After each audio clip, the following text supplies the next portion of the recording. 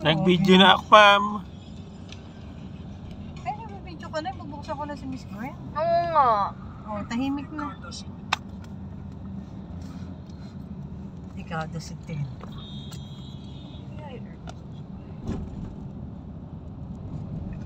Ocular to, ocular. Nalala ko yung sinusundan natin dun sa Laguna.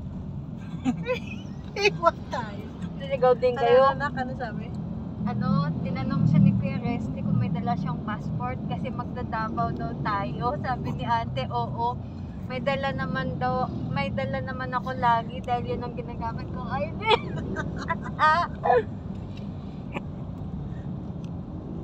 Buti hindi nagpababa. Gusto rin mamasyal ng bruho. Inip na inip rin yun sa bahay nila.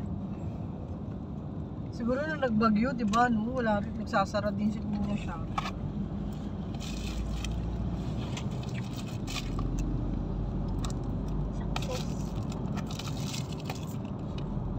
Nasa likod natin sila. Medyo. Hindi ko makita yung ulam kasi. Ay, kasi yung ano, dami naman. Ayan, sa likod sila. Okay naman.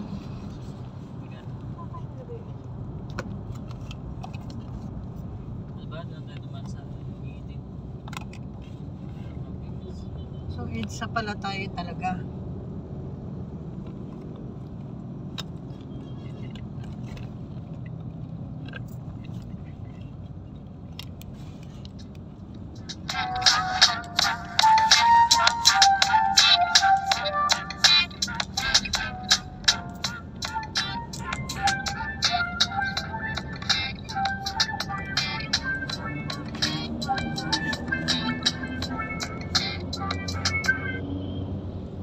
Pagbalik din na tayo magbibideo.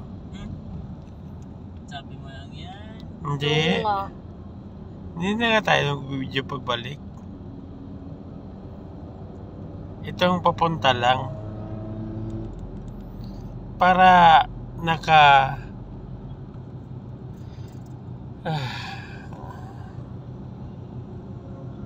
May kumuha ng headset ko doon na may na may wire.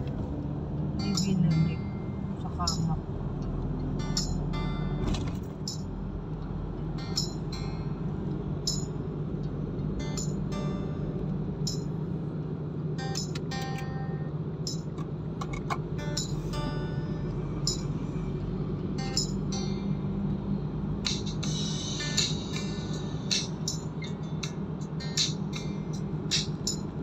Malinis ba yung sasakyan ni Eman? Malinis?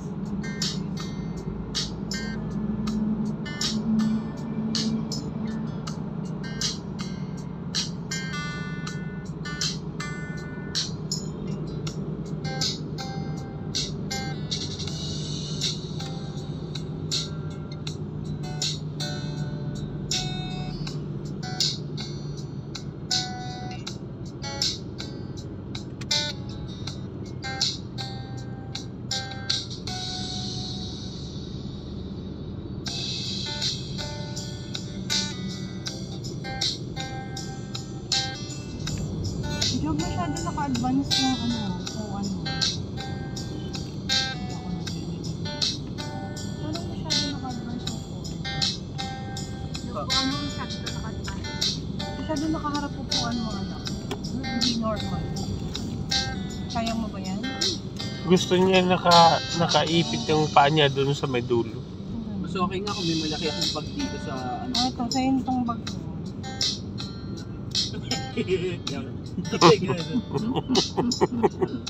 Hindi kasi sanay ako na sa adventure kung tinatambak sa akin ni Kuya Eman lahat ng bag.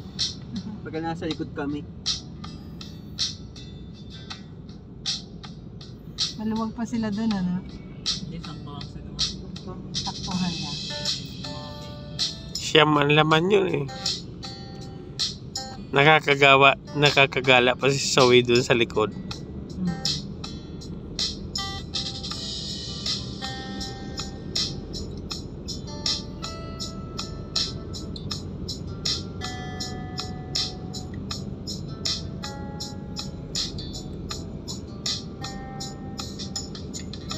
Si Ate Lai pasaway.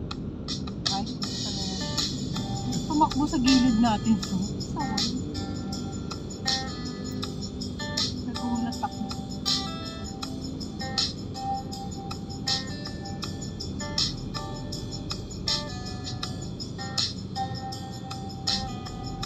Dati yung expander ang lalaki, no? Ba't yun? Ang liliit na yun.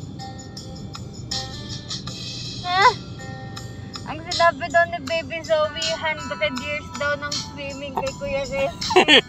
100 years. Ano sabi ni Zoe? 100 years daw na swimming. Ang reply niya kay Kuya Resty pag tinatanong na saan daw papunta.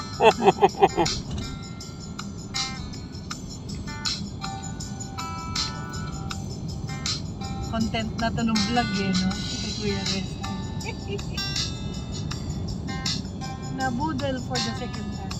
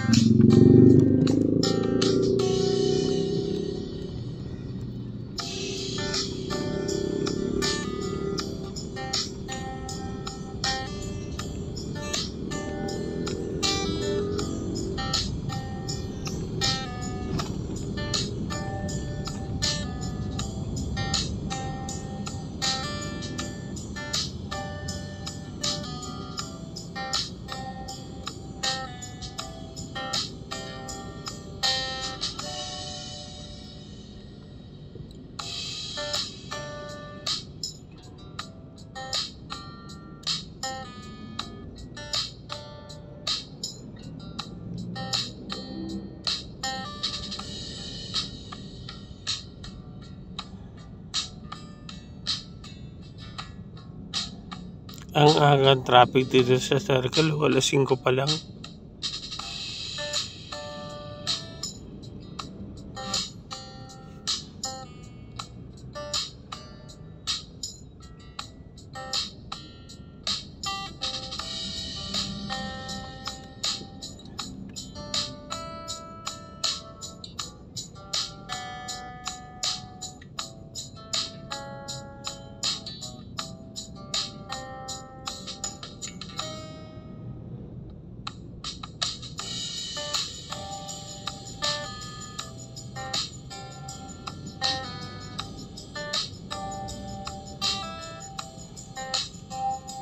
Yung ginising ko kayo, Son, pangatlong punta ko na sa inyo yun. Hindi kayo nagigising, pareho.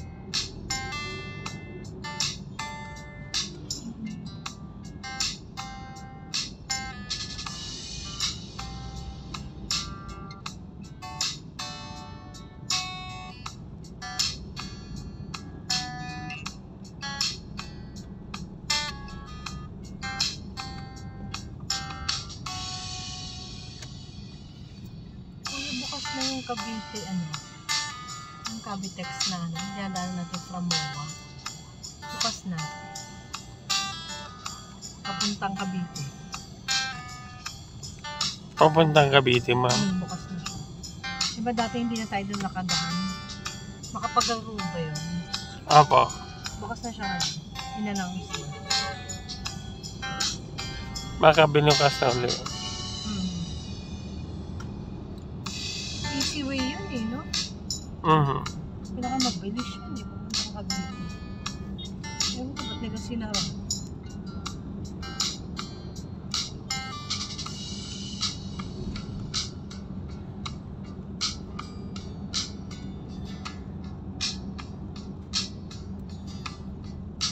Takot pala sa gitna si Kuya Ed. Makakita niya yung kalsada. Hindi po. Kasi bibidyoan ko tong gilid, ma'am. Ha? Bibidyoan ko tong gilid. Titingnan ko kung may may substation doon sa papuntang beach. Para alam ko kung saan banda malapit. Kasi yung target natin, di ba, Quezon at Batangas yung priority, ma'am. Sunod na lang yung mga area. Pwede natin palang pasa yung may ATS, ma'am. Kasi naman yan eh. Pag in-approve yung na yun, yung 167, tatambakan nila yun mga baka lampas tao na mga lupa. Kasi dating lupa lang yun eh. Tataasan nila baka mga isang lampas tao. Mga gravel. Hindi na sila hindi na. Kasi doon no water. Hindi yung sinabi kasi nila yung mga project na napuntahan nila, mayroon naka-floating sa solar ang ginagamit, naka-floating yung solar sa tubig. Pero mo with water. Yun ang ilalagay mo. Okay, huwag ka magsisinungan. Hindi makikita naman nila yan, mami, kasi sa satellite yan eh. Bago aproban nila. Titingnan nila yan. Tapos pupunta talaga ng kumpanya yan yung area na pinasa natin. Ano? Sabihan ko na sila. Sa Quezon Ab sila dadaan. Malamang. Bakit? Doon sila dadaan, ma'am.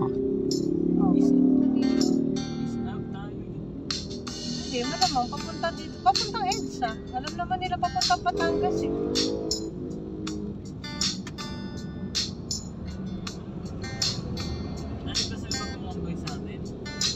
Alam ko susundan nila tayo.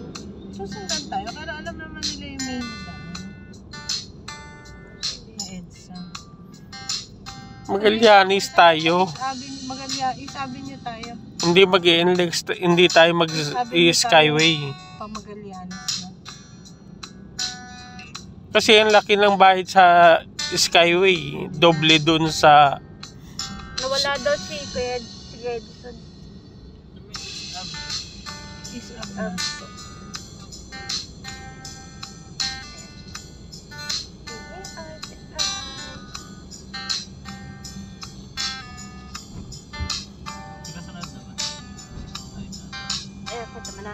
Nagsabi ako is up. Hindi na ba? Alam mo si Girl Lelen. Kita man son.